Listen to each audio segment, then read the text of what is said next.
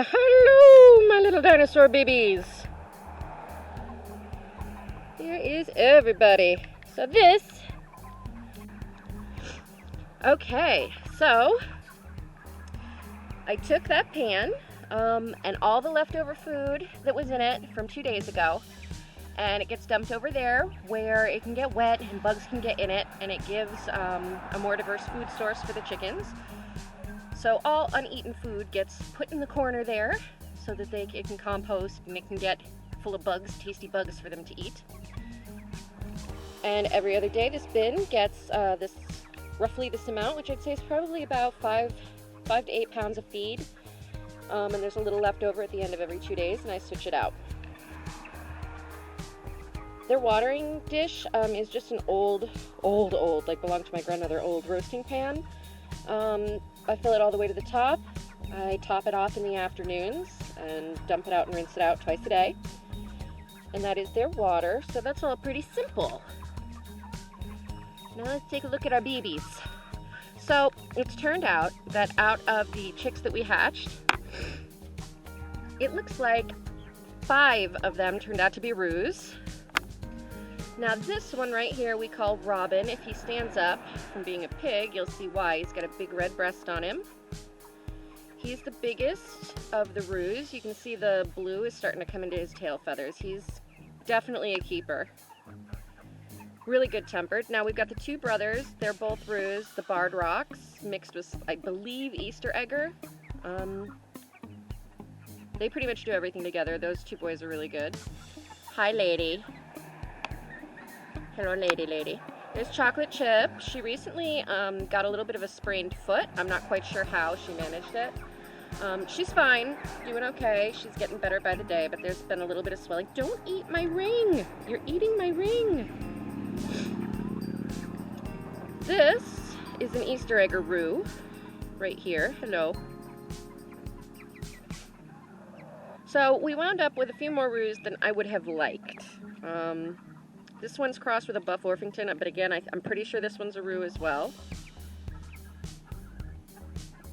The only female it looks like out of our 6 is Chocolate Chip over here, which may be a bit of a problem. We may have to get rid of a couple of the roos because we don't want to overwhelm the females once they become sexually mature. We've got 11 females, so about, 3 roos, 3 roosters is good. Hi. Hello. So I'm probably going to keep the 3 blacks because they're the best tempered. But I'm not totally sure. I may get rid of one of the blacks and keep this Easter Egger male so that he has chicks that have colored eggs. But I haven't decided yet. Hello, lady. Hello, Chook.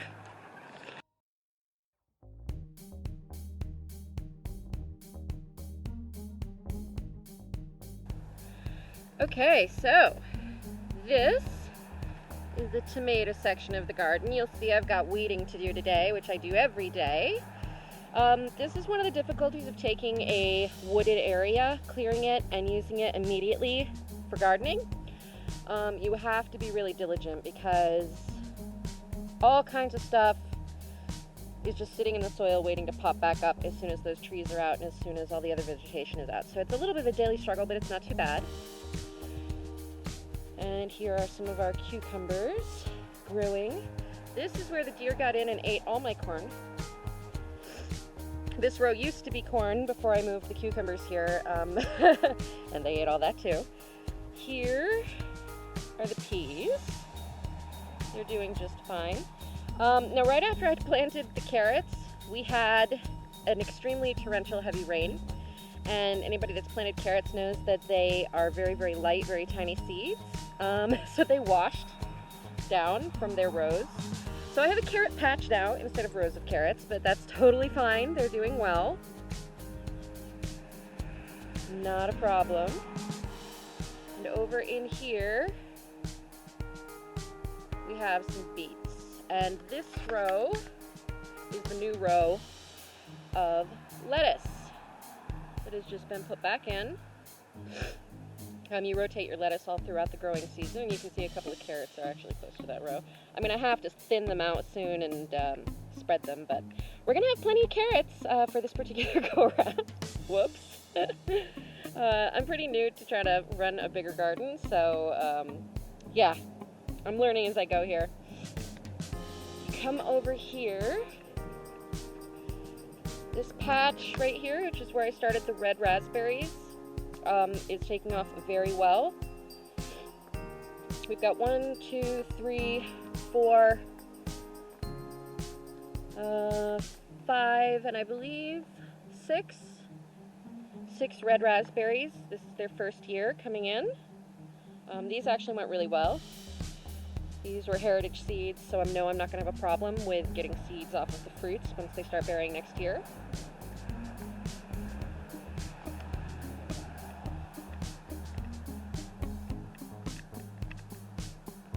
And this over here is, let me get closer so you can see, the black raspberry patch. Oops, it's not focusing. Focus! Darn you, focus. I know you want to focus. Well, at any rate, you can see that they've just flowered, and so the berries are green. They're just starting to come in. I had to clear all the other stuff out, so we've got a pretty large patch. These were already growing here. I expect next year's harvest will be really good because these have never been pruned back before. All I did was get out all of as much of the other vegetation from them as I could, created a pathway here for me to walk past this patch. So we'll get some fruit from it this year, definitely. Okay, now you will notice here, this is how I haul water for the entire garden.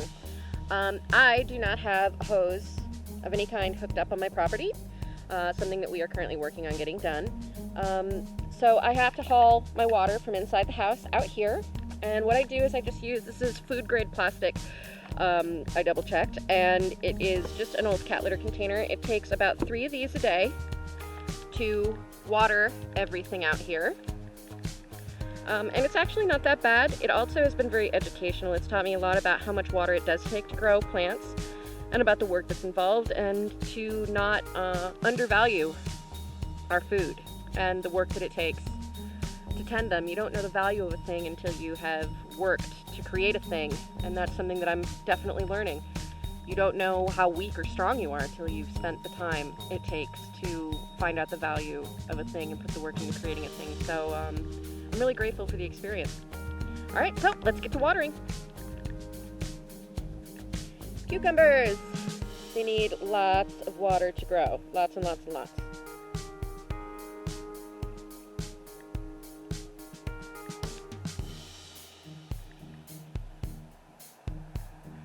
And you can see our tomatoes are starting to flower. They're growing really fast. I'm going to have to put some extra clips on some of these to hold them up. Tomatoes, you don't have to buy expensive, fancy tomato cages for your tomatoes. You can literally just use a stick and some string, or in this case, some cheap plant clamps. As long as they can climb, they're totally fine.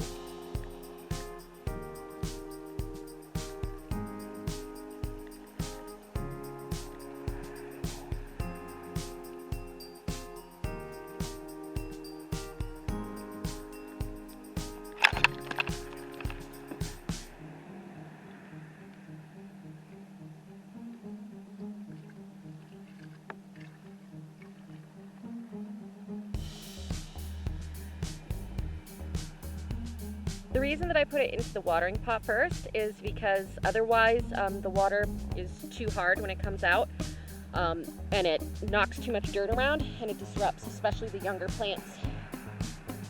So this is a lot easier on the plants.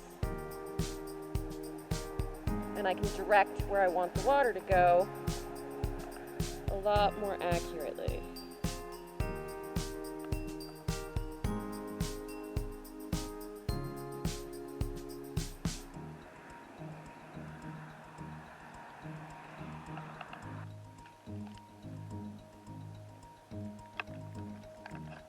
My carrot patch that is supposed to be rose but is a patch instead.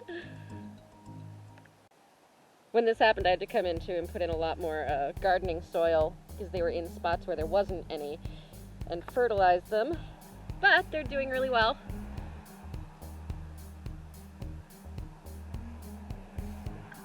Brand new lettuce here. They need their seeds still. I just put them in. You'll be able to see. I'll get up closer to show you where they're sprouting. And I gotta pull out some of the weeds here, but every single day there's new weeds. Every day. Like I said, this was literally forest floor a little bit ago. But yeah, so you can see right here, that's lettuce. All along this row. And you can see that it's,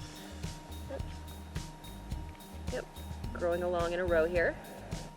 Actually, this may be some spinach left over from the last time I used this row, that maybe it was just late growing. So I'm just gonna leave it there for now. See what it does.